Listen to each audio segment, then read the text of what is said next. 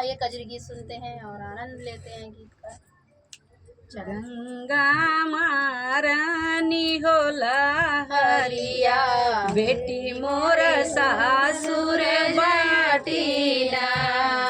गंगा महारानी होला हरिया, बेटी मोर सासुर बाटीना।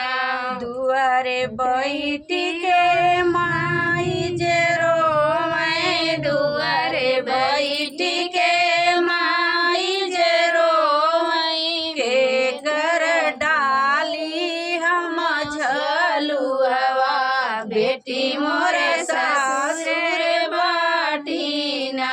के कर डाली हम झलुआ, बेटी मोर ससुर बाटीना।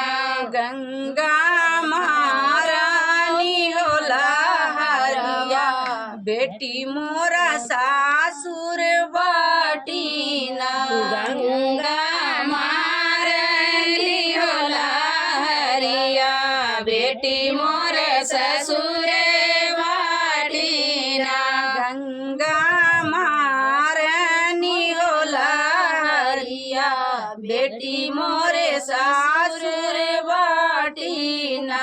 गंगा महारानी होला हरिया, बेटी मोर ससुर बाटीना।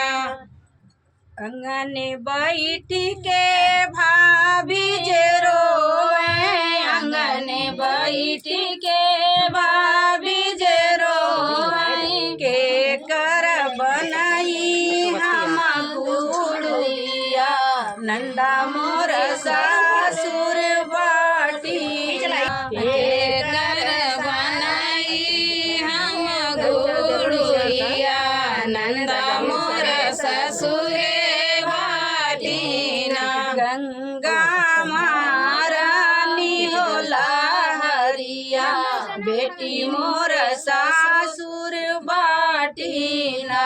गंगा महारानी होला हरिया, बेटी मोर ससुर बाटीना। घरवा बैठ के सखिया जे रोवे, घर में बैठ के सखिया जे रोवे, कैसे ढूंढी हम कजरिया, बेटी मोरे ससुर। कैसे ढूंढी हम कजरिया, सखिया मोर सासुर बाटीना। कैसे ढूंढी हम कजरिया, बेटी मोर ससुर बाटीना। गंगा महारानी होला हरिया, बेटी मोर सासुर बाटीना। गंगा महारानी होला हरिया, बेटी मोर ससुर बाटीना। गीत कैसा लगा कहा भाई, इसको ठेल दे तो